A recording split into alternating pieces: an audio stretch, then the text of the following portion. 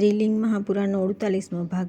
વેદી 8 આંગળ લાંબી અથવા તેટલી જ પહોળી હોવી જોઈએ। તેની મધ્યમાં 4 આગળનો ગર્ત ખાડો બનાવવો જોઈએ। ગર્ત પૂર્ણરૂપે ગોળ, અષ્ટદળયુક્ત અને સુંદર કર્ણિકામય બનાવવો જોઈએ। તે ગર્તની ચારે બાજુ અડધા આંગળની પટ્ટિકા, પટ્ટિકાની બહાર સુંદર ખીલેલું કમળ અને ફરી તેની બહાર 2 જવ જેટલી પટ્ટિકા બનાવવી જોઈએ। વેદીની મધ્યમાં કનિષ્ઠિકા આંગળીના પ્રમાણથી મુખ સુધી ગંભીર પ્રવાહવાળું છિદ્ર હોવું જોઈએ। દંડનું મૂળ 6 આંગળનું હોવું જોઈએ। દંડના અગ્રભાગમાં 4 આંગળની વચ્ચે અડધા આંગળની વૃદ્ધિથી 3 દંડિકાઓ બનાવવી જોઈએ। દંડના અગ્રભાગમાં 13 આંગળના વિસ્તારમાં ઘટ હોવો જોઈએ। તેના કંઠ 2 આંગળ અને નાભી અર્થાત મધ્યભાગ 10 આંગળ હોવો જોઈએ। વેદીની મધ્યમાં તેવી 10 આંગળની પદ્મપૃષ્ઠના આકારની નાભી બનાવીને 2 આંગળના પ્રમાણનો કર્ણિકાની આકૃતિ જેવો પાદ બનાવવો જોઈએ। તે સ્ત્રુના પૃષ્ઠની આકૃતિ હાથીના હોઠ જેવા આકારની હોવી જોઈએ। અભિચાર વગેરે કર્મમાં કાળા લોઢાથી શુક્ર સ્રુવાનું નિર્માણ કરવું જોઈએ। ત્યાર પછી 25 કુશો દ્વારા શુક્ર સ્રુવાનું માર્જન કરવું જોઈએ। તેમના અગ્રભાગને કુશના અગ્રભાગથી, મધ્યભાગને મધ્યભાગથી અને મૂળ ભાગને મૂળથી શોધિત કરીને ફરી સારી રીતે હૃદય મંત્રનું ઉચ્ચારણ કરી અગ્નિમાં તેમને તપાવવા જોઈએ। આજસ્ય, થાળી, પ્રણીતા અને પ્રોક્ષણી આ ત્રણેય પાત્ર સોના, ચાંદી, તાંબા અથવા માટીના હોવા જોઈએ। શાંતિક તથા પૌષ્ટિક શુભ કર્મમાં અન્ય ધાતુના પાત્રોનો પ્રયોગ કરવો ન જોઈએ। અભિચાર, જારણ, મારણ વગેરે કર્મોમાં લોઢાની અને શાંતિ કર્મમાં માટીની અજયસ્થલી, પ્રણીતા અને પ્રોક્ષણી પાત્રનો ઉપયોગ કરવો જોઈએ। આ પાત્રોનું મુખ 6 આંગળ પહોળું હોવું જોઈએ। પ્રોક્ષણી 2 આંગળ ઊંચી, પ્રણીતા 4 આંગળ ઊંચી અને અજયસ્થળી 6 આંગળ ઊંચી હોવી જોઈએ। જે સમિધાઓથી હવન કરવાનું વિધાન છે તેમનાથી જ પરિધિ બનાવવી જોઈએ। વચલી આંગળી જેટલી પહોળી, સીધી, ગાંઠ રહિત, સમ તથા 32 આંગળ લાંબી 3 પરિધિઓ કહી છે। 4 આંગળની વચ્ચે પ્રદક્ષિણક્રમે ગ્રથિત રૂપે 32 આંગળ લાંબા 30 દર્ભથી પરિસ્તરણ કરવું જોઈએ। અભિચાર વગેરે કાર્યોમાં શિવાજ્ઞ ધાનથી વર્જિત કર્મ કરવું જોઈએ। હે વિપ્ર, અભિચાર કર્મમાં કઠોર અને દ્રઢ સમિધાઓ લેવી જોઈએ, પરંતુ શુભ કર્મમાં પૂર્ણરૂપે સમ કનિષ્ઠ આંગળી જેવી જાડી, સીધી, ગાંઠ રહિત, કોમળ તથા 12 આંગળ લાંબી સમિધાઓ લેવી જોઈએ। હે સુવ્રત, દરેક કાર્યમાં સમિધાનું આ જ પ્રમાણે સુનિશ્ચિત કરવામાં આવ્યું છે। હવન માટે ગાયનું ઘી શ્રેષ્ઠ છે, પરંતુ કપિલા ગાયનું ઘી તેનાથી પણ શ્રેષ્ઠ માનવામાં આવે છે। આહુતિનું પ્રમાણે તેટલું જ છે જેનાથી સ્ત્રુવ પૂરો ભરાઈ ગયેલો હોય। અન્નનું પ્રમાણ 1 અક્ષ તથા તલનું પ્રમાણ 1 સુક્તિ હોવું જોઈએ। જવનું પ્રમાણ તેનાથી અડધું અર્થાત અડધી સુક્તિ અને ફળોનું પ્રમાણ ઈચ્છાનુસાર હોવું જોઈએ। દૂધ, મધ અને દહીંનું પ્રમાણ ઘી જેટલું હોવું જોઈએ। 4 સ્ત્રુથી શુક્રને ભરીને આહુતિ આપવાથી પૂર્ણાહુતિ થાય છે। તેના અડધા અર્થાત 2 સ્ત્રુ પરિમાણ દ્વારા અથવા અવશિષ્ટ ભાગ દ્વારા હવનને સ્વીકૃષ્ટ કહેવાય છે। શાંતિક અને પૌષ્ટિક કર્મોમાં સદા શિવાગ્નિમાં જ હવન કરવો જોઈએ, પરંતુ હે મહાભાગ, મોહન, ઉચ્ચાટન વગેરેથી સંબંધિત હવન લોકાગ્નિમાં થાય છે। સમસ્ત કાર્યોમાં શિવાગ્નિ ઉત્પન્ન કરીને 7 જીવાઓની કલ્પના કરીને જ બધા કાર્ય કરવા જોઈએ, અથવા શિવાગ્નિ જીવા માત્રથી સિદ્ધ થઈ જાય છે। તેથી હે વિપ્રેન્દ્રો, સાધકોએ જીવા માત્રથી સમસ્ત કાર્ય સંપન્ન કરવું જોઈએ। 7 જીવાઓનું સ્વરૂપ આ પ્રમાણે બતાવવામાં આવ્યું છે।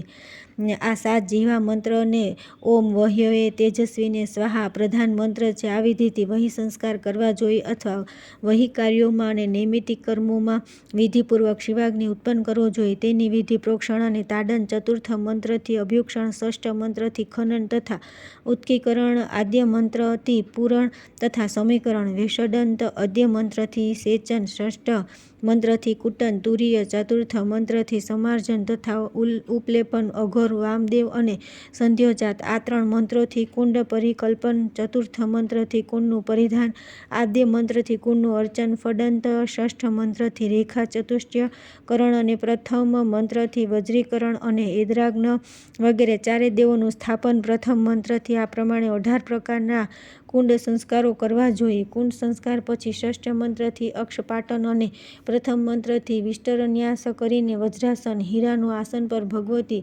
વાગીશ્વરીનું આહ્વાન કરવું જોઈએ। વાગીશ્વરીના આહ્વાનનો મંત્ર આ પ્રમાણે છે: ઓમ હિમ વાગીશ્વરી શ્યામવર્ણા વિશાલાક્ષી યૌવનોન્મત્ત વિગ્રહમ ઋતુમતી વાગીશ્વરી શક્તિ મહાવાયી વાગીશ્વરી પૂજ્યામિ। આ પછી વાગીશ્વરીનું આહ્વાન કરવું જોઈએ। આ મંત્ર પ્રમાણે એક વત્રમ ચતુર્ભુજમ શુદ્ધ સ્ફટિકાભમ વરદા ભયહસ્તમ પરશુમૃગધરમ જટા મુકુટમંડિતમ સર્વાભરણ ભૂષિતમાં વાહ્યામિ ઓમ ઈમ વાગીશ્વરાય નમ. આ પ્રમાણે આહ્વાન, સ્થાપન, સન્નિધાન તથા સન્નિરોધ પૂજા પર્યંત કરીને વાગીશ્વરને સત્કૃત કરીને ગર્ભાધાન વહી સંસ્કાર કરવા જોઈએ.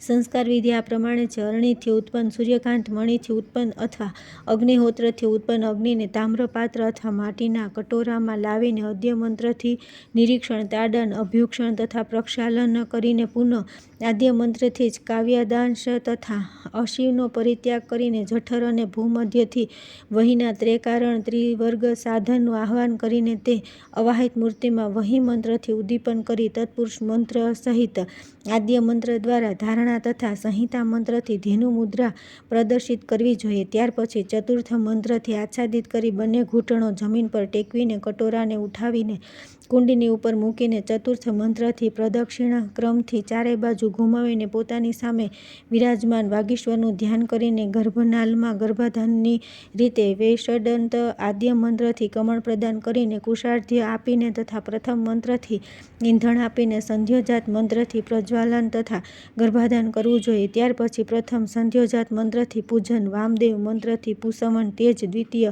મંત્રથી પુનઃ પૂજન, અઘોર મંત્રથી સીમંતો નયન અને પુનઃ તેજ તૃતીય મંત્રથી પૂજન કરવું. અંગોની વ્યાપ્તિ, વક્ત્રોદ્ઘાટન અને વક્ત્ર નિષ્કૃતિ ત્રીજા મંત્રથી કરવી. ગર્ભાજાત કર્મ તત્પુરુષ મંત્રથી પૂજિત. ચતુર્થ મંત્રથી સૂતક શુદ્ધિ માટે પ્રોક્ષણ. ષષ્ઠ મંત્રથી અને અગ્નિરૂપ પુત્રની રક્ષા કુશાત્ર મંત્રથી કરવી. ત્યાર પછી વક્ત્ર મંત્રથી અગ્નિકોણમાં કુશળ મૂળ, ઈશાનમાં કુશનો અગ્રભાગ, નૈઋત્યમાં કુશમૂળ, વાયવ્યમાં અગ્રભાગ, વાયવ્યમાં કુશમૂળ અને ઈશાનમાં અગ્રભાગ આ પ્રમાણે પૂર્વોક્ત રીતે કુશાસ્તરણ કરીને ઘીમાં બોળેલી સમિધાઓનો અગ્નિની લીલા નિવૃત્તિ માટે ષષ્ઠ મંત્રથી હવન કરવો જોઈએ. વામદેવ વગેરે 4 મંત્રોથી પરિધિયુક્ત વિષ્ટરનું સ્થાપન કરીને આદ્ય મંત્રથી વિષ્ટરની ઉપર બ્રહ્મા, શિવ તથા નારાયણનું પૂજન કરવું જોઈએ. આ જ પ્રમાણે ઇન્દ્ર વગેરે લોકપાલો તથા વજ્રથી લઈને ત્રિશૂળ પર્યંત તેમના 8 આયુધ્યોની પૂજા કરવી જોઈએ. વાગીશ્વર તથા વાગીશ્વરીની પૂજા વગેરે કરીને આ વાગીશ્વરનું ઉદાસન કરીને હોમ દ્રવ્યનો હવન કરવો જોઈએ. આ પછી શુક્ર સ્ત્રુવના સંસ્કાર બતાવવામાં આવે છે. પૂર્વની જેમ નિરીક્ષણ, પ્રોક્ષણ, તાડન, અભ્યુક્ષણ, મંત્રથી સિંચન વગેરે કરીને બંને હાથોમાં સૂત્ર સ્ત્રુવ ગ્રહણ કરી પ્રથમ મંત્રથી સંસ્થાપન તથા તાડન કરીને શુક્ર સ્ત્રુવની ઉપર કુશના મૂળ, મધ્ય અને અગ્રભાગથી 3 પ્રકારે અનુલેખન કરીને શુક્રને શક્તિ અને સ્ત્રુવને શિવ માની તેમને દક્ષિણ ભાગમાં કુશની ઉપર શક્તયે નમઃ, સંભવે નમઃ આ મંત્રો દ્વારા સ્થાપિત કરવા જોઈએ. ત્યાર પછી સમીપના સૂત્રથી શુક્ર સ્ત્રુવને ચતુર્થ મંત્રનું ઉચ્ચારણ કરીને વીંટાળી દેવા જોઈએ અને ફરી અર્ચન કરવું જોઈએ. ત્યાર પછી ધેનુ મુદ્રા દેખાડી ચતુર્થ મંત્રથી અવગુઠન, આચ્છાદન તથા છઠ્ઠા મંત્રથી રક્ષાકર્મ સંપન્ન કરી શુક્ર સ્ત્રુવ સંસ્કાર કરવા જોઈએ. અજય સંસ્કાર પહેલા બતાવી દેવામાં આવે છે. પૂર્વની જેમ નિરીક્ષણ, પ્રોક્ષણ, તાડન, અભ્યુક્ષણ વગેરે કરવું જોઈએ. ત્યાર પછી છઠ્ઠા મંત્રથી ઈશાન કોણમાં ઘીને ગરમ કરી ધ્રુત પાત્રને વેદીની ઉપર મૂકીને વિતસ્તી માત્ર 12 આંગળ કુશના પવિત્રકનો અગ્રભાગ પોતાના ડાબા હાથના અંગૂઠ અને અનામિકાથી ગ્રહણ કરી તથા દક્ષિણ જમણા હાથના અંગુષ્ઠ અને અનામિકાથી પવિત્રનું મૂળ ગ્રહણ કરી સ્વાહાંત ચતુર્થ મંત્રથી અગ્નિજ્વાળાનું ઉત્પલન કરવું જોઈએ. ત્યાર પછી 6 કુશ લઈને સ્વાહાંત પ્રથમ મંત્રથી પહેલાંની જેમ પોતાના દેહમાં સંપ્લવન કરી 2 કુશોનું પવિત્રક બનાવીને પ્રથમ મંત્રથી તેમાં ઘી નાખી દેવું જોઈએ. આ પવિત્રીકરણ છે.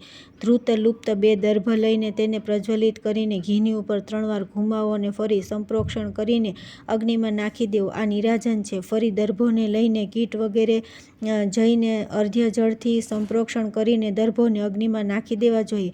આ અવદ્યોતન છે. 2 દર્ભ લઈને અગ્નિમાં પ્રજ્વલિત ઘીને જોવું એ નિરીક્ષણ છે. ત્યારબાદ અન્ય દર્ભની સાથે 2 પવિત્રક લઈને તેમનામાં શુક્લ પક્ષ દ્વયની ભાવના કરવી તથા તે બંને સહિત ઘીને સંધ્યોજાત મંત્રથી પૃથક કરી દેવા. બાકીનાને કૃષ્ણ પક્ષની ભાવનાથી પૃથક કરે. આ પ્રમાણે ઘીને 3 ભાગોમાં અલગ કરી સ્ત્રુવો દ્વારા ઘીના એક ભાગને અગ્નયે સ્વાહા, ઘીના બીજા ભાગને સોમાયે સ્વાહા અને ઘીના ત્રીજા ભાગને અગ્નિ સોમાભ્યાય સ્વાહા તથા અવશિષ્ટ ઘીને અગ્નિએ સ્વીકૃષ્ટયે સ્વાહા આમ બોલી હોમ કરો. ત્યાર પછી કુશયુક્ત પવિત્રક લઈને અંતમાં નમ લગાવી સંહિતા મંત્રથી ઘીને અભિમંત્રિત કરવું જોઈએ. અભિમંત્રિત કરીને ધેનુ મુદ્રા દેખાડવી, કવચનું આચ્છાદન અને અસ્ત્ર મંત્રથી રક્ષણ કરવું જોઈએ. ત્યારબાદ સંસ્કૃતા પવિત્રકોને અગ્નિમાં નાખી દેવા જોઈએ. આ આજય સંસ્કાર છે. સ્ત્રુમાં ભરી લીધેલા ઘીને શક્તિબીજ મંત્રી દ્વારા આહુતિ આપવી આ ચક્રાભિધારણ છે. આના પછી ઈશાન મૂર્તયે સ્વાહા, તત્પુરુષ વક્ત્રાય સ્વાહા, અઘોર હૃદયાય સ્વાહા, વામદેવ ગુહ્યાય સ્વાહા, સંધ્યોજાત મૂર્તયે સ્વાહા આ 5 મંત્રોથી આહુતિ આપવી આ વક્ત્રોદ્ઘાટન છે. ઈશાન મૂર્તયે તત્પુરુષાય વક્ત્રાય સ્વાહા, તત્પુરુષાય વક્ત્રાય અઘોર હૃદયાય સ્વાહા, અઘોર હૃદયાય વામ ગુહ્યાય સંધ્યોજાત મૂર્તયે સ્વાહા આ મંત્રોથી આહુતિ આપવી આ વક્ત્ર સંધાન છે. ઈશાન મૂર્તયે તત્પુરુષાય વક્ત્રાય અઘોર હૃદયાય વામદેવાય ગુહ્યાય સંધ્યોજાતાય સ્વાહા આ મંત્રથી આહુતિ આપવી આ વક્ત્યેકરણ છે. આ પ્રમાણે શિવાગ્નિ ઉત્પન્ન કરી સમસ્ત કાર્ય સંપન્ન કરવા જોઈએ અથવા માત્ર અગ્નિ જીવવાથી પણ શાંતિક વગેરે કાર્ય સદા કરવા જોઈએ. હે અવ્યય, ગર્ભાધાન વગેરે પ્રત્યેક સંસ્કારોમાં યોનિ બીજથી અગ્નિમાં 10-10 અથવા 5-5 આહુતિઓ પ્રદાન કરવી જોઈએ. શિવાગ્નિમાં પૂર્વની જેમ પરમ દિવ્ય આસનની કલ્પના કરવી જોઈએ અને તેની ઉપર દેવનું આહ્વાન, સ્થાપન તથા પૂજન કરવું જોઈએ. હે મહામુનિ, મૂળ મંત્રનો એકવાર જપ કરીને દેવોના દેવને પ્રણામ કરીને પછી 3 વાર સર્વસંમત સગર્ભ પ્રાણાયામ કરીને પરિસેચન પૂર્વક તે સંવિધાને આધાર હોમનો ઉદ્દેશ કરીને પ્રજ્વલિત અગ્નિમાં હવન કરી દેવી જોઈએ. સ્ત્રુઓમાં 2-2 અઘાર હોમ નિમિત્તે તથા આજ્યભાગ હોમ નિમિત્તે આહુતિઓ લઈને વિધિપૂર્વક સંધ્યોજાત વગેરે 6 મંત્રરૂપ મુખવાળા અગ્નિમાં તેમનું હવન કરવું જોઈએ. હે દ્વિજ શ્રેષ્ઠ, અગ્નિએ સ્વાહા કહી પોતાની ઉત્તરમાં તથા સોમાએ સ્વાહા કહી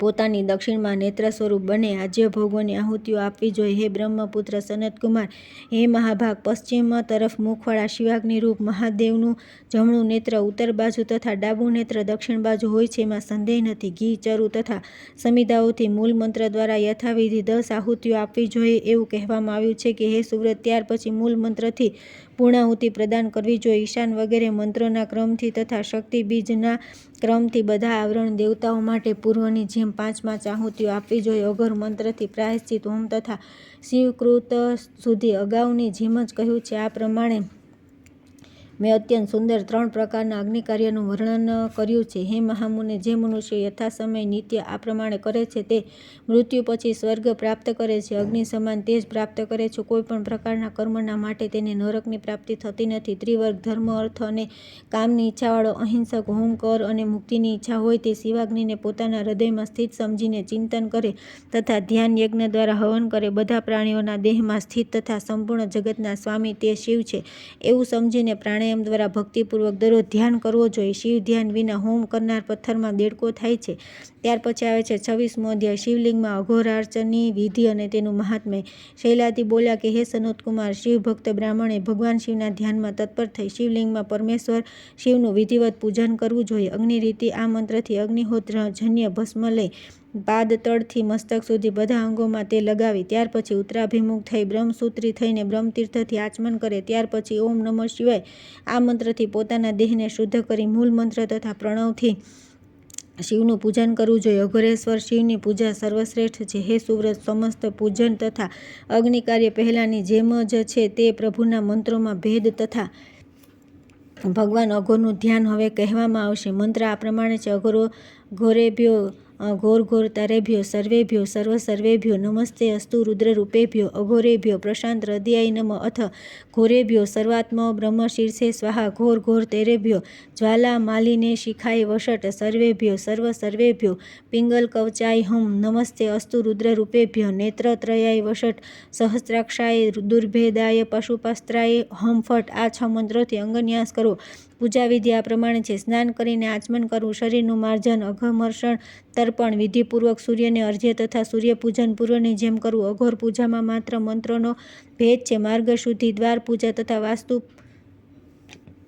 પૂજા કરી પૂજકે પવિત્ર આસન પર બેસવું જોઈએ. સર્વપ્રથમ હાથ શુદ્ધ કરીને નાકના અગ્રભાગ પાસે હાથમાં ભસ્મ લઈને ક્ષુભિકાગ્નિ વિરક્તિરૂપ અગ્નિથી સમસ્ત વિષયોને દગ્ધ કરી તે ભસ્મને વાયુથી પ્રેરિત કરી પવિત્ર જળથી તેનું શોધન કરીને બ્રહ્મમય તે ભસ્મમાં શક્તિ સહિત બ્રહ્મકલાની ભાવના કરવી. અઘોર મંત્રને 5 ભાગમાં વિભક્ત કરીને તેને પંચાગ ભસ્મ વિલેપન યુક્ત કરવી જોઈએ. આ પ્રમાણે જ્ઞાનયુક્ત ક્રિયાનો વિધાનપૂર્વક ન્યાસ કરીને અઘોર મૂર્તિ સહિત ન્યાસ કરવો જોઈએ અને હૃદયમાં શ્રેષ્ઠ આસન પર વિરાજમાન રૂપમાં ધ્યાન કરી નાભિમાં અગ્નિની શિખરની મધ્ય સ્થિત સ્મરણ કરી ભ્રુકુટી મધ્યમાં દીપશિખાના આકારવાળા પ્રભુનું ચિંતન કરવું જોઈએ. શાંતિ સહિત બીજ, અંકુર, અનંત તથા ધર્મ વગેરેથી યુક્ત સોમ, સૂર્ય તથા અગ્નિથી સંપન્ન 3 મૂર્તિઓથી સમન્વિત વામા વગેરે 8 શક્તિઓથી સંયુક્ત તથા મનોન્મનીથી પણ અધિષ્ઠિત શિવાસન પર અઘોર મૂર્તિ પરમેશ્વર શિવનું આ પ્રમાણે ધ્યાન કરવું. તેઓ આત્મમૂર્તિમાં સ્થિત છે, અક્ષયાકાર સ્વરૂપ છે, 38 કલાઓથી પરિપૂર્ણ છે, 3 તત્વોથી યુક્ત છે, 18 ભુજાઓથી સંપન્ન છે,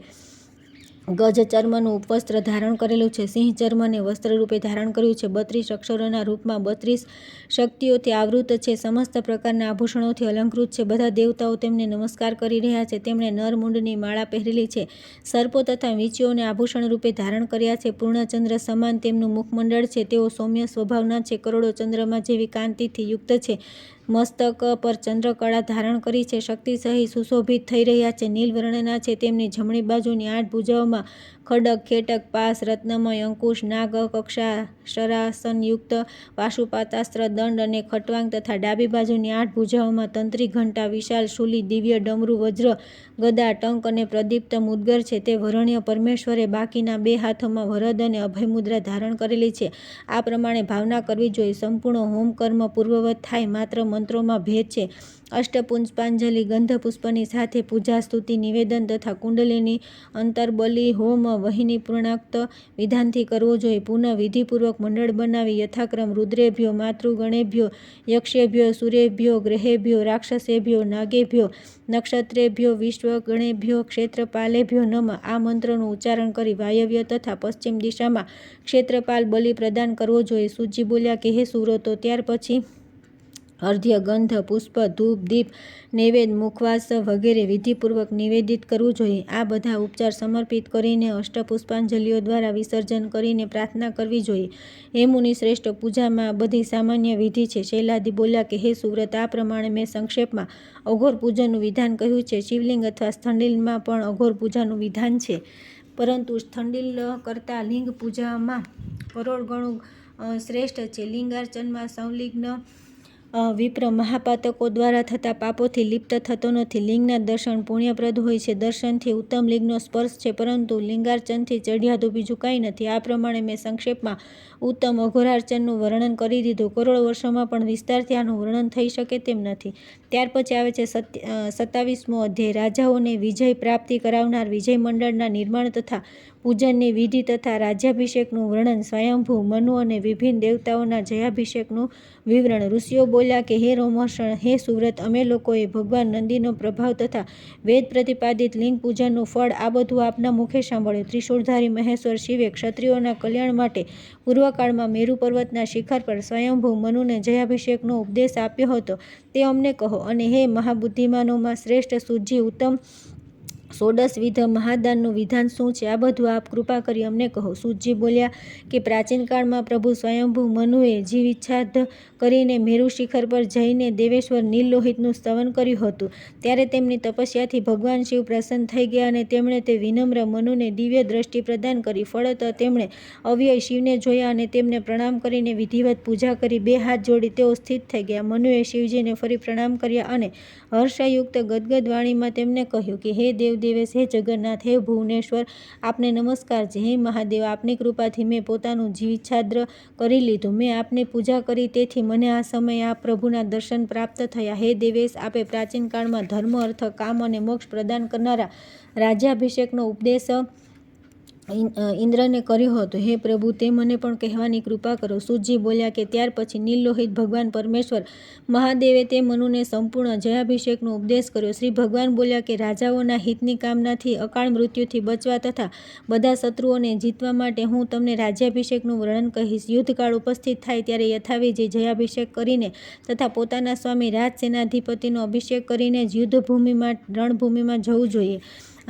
વિધિપૂર્વક મંડપ, પાનીય શાળા તથા નિશ્ચળ સ્થાન બનાવીને વેદના પરગામી વિદ્વાન બ્રાહ્મણોને 9 પ્રકારના અગ્નિની સ્થાપના કરવી જોઈએ. ત્યાર પછી સંપૂર્ણ અભિષેકના માટે મંડપમાં રેખાકરણ કરવું જોઈએ.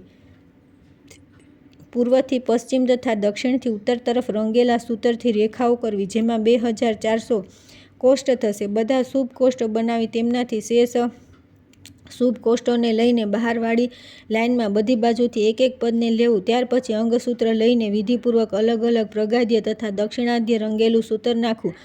પ્રગાધ્ય તથા દક્ષિણાધ્ય 36 રેખાઓ બનાવવી જોઈએ. પુનઃ પ્રગાધ્ય 7 લાઈનો અને દક્ષિણાધ્ય 7 લાઈનો બનાવી આ પ્રમાણે 49 લાઈનો થશે. તેમના મધ્યભાગમાં 9 પંક્તિઓ લેવી જોઈએ. ગંધ અને ગોમય જળથી લીપીને તેમનામાં એક હાથ પ્રમાણના સુંદર અષ્ટદળોવાળા શ્વેત ગોળાકાર તથા કર્ણિકા કેસરયુક્ત કમળની રચના કરવી જોઈએ. કર્ણિકા 8 આંગળ પ્રમાણની તથા સુવર્ણ સમાન હોવી જોઈએ. કેસરનું સ્થાન 4 આંગળ પ્રમાણનું હોવું જોઈએ.